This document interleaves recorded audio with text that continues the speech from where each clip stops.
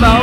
Let's get flavorful. Today we're in Napa Valley exploring some of these awesome wines. I'm an enophile myself, and I really enjoy great wines that pair with phenomenal vegetarian cuisine.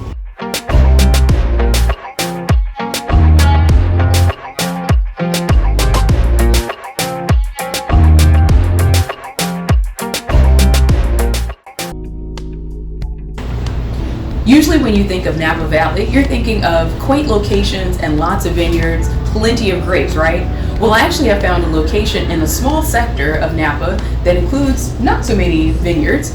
In order for you to have a winery in Napa Valley, you actually have to have at least 10 continuous acres of land.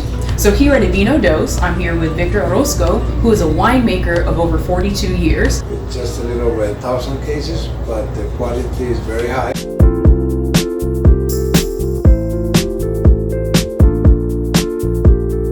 Whenever you go to a winery, distillery, or brewery, do you ever wonder, what is this bucket for? Well, it's actually for you to pour out any wine that you do not enjoy. For myself, I feel like that's a party foul. We Oakville, Rutherford, so it's very fruit forward, very easy to drink. What white wine do you recommend for an awesome vegetarian cuisine? Well, I would actually go with French white wine, which is Viognier. Orange zest, lemon zest, fresh dill, herbs, green garlic, green onion, white pepper.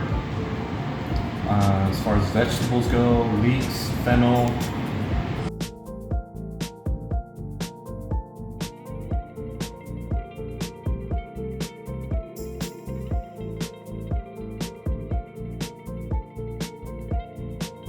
Cabernet is usually not one that comes up. Like, it's one that you say, okay, let's pair it with steak or... Yeah, no, Cabernet Sauvignons are usually mainly paired with meats. Cabernet blend, people thinking, oh, it's not 100% Cabernet. Right. It's mixed with something else. It's good, but it's not great. This is actually one of those examples that blends are great and actually very or famous or award-winning winemakers make blends of those Cabernet Sauvignons that come out with amazing results. Anytime you go to a winery, someone that's taking care of you and speaking to you about the wines, doesn't matter if you're paying $1, $5, or $50. Make sure you always keep a few dollars with you and you leave it for them. I lucked up on Policy Kings Brewery in Cedar City, Utah. It's about 3 hours away from Las Vegas.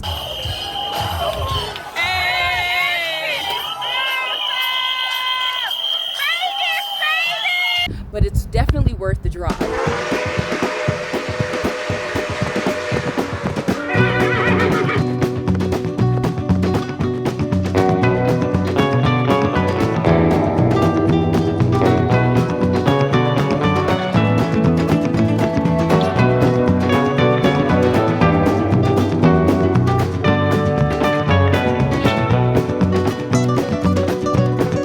So literally the lottery is what Policy King started in the early 30s and 40s and 50s. So that Policy King that ran Policy Slips, he also had a family, just like any type of mob that you would see.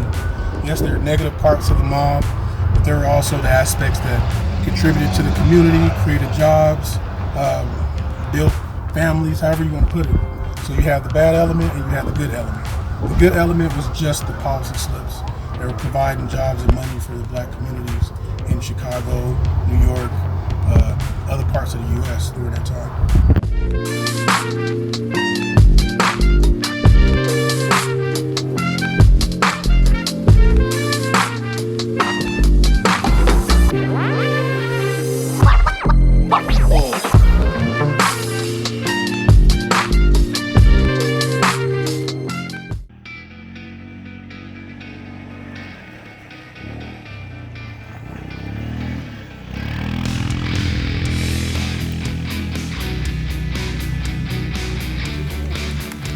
Finally ventured down to Bright Angel Trail.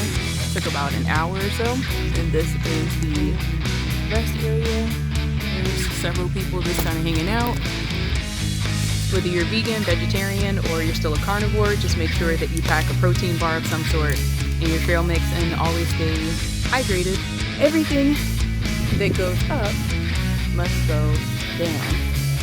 And when you're hiking, everything that goes down. Let's go all the way back up.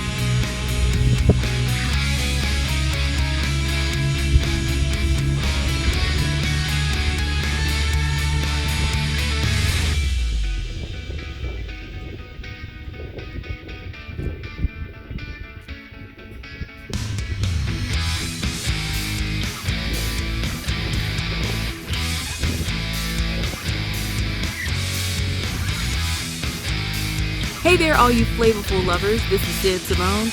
And those of you that really enjoy a nice hike, I'm here in the Grand Canyon and the South Rim. Join me as we continue our journey throughout the world, experiencing much more than just good food.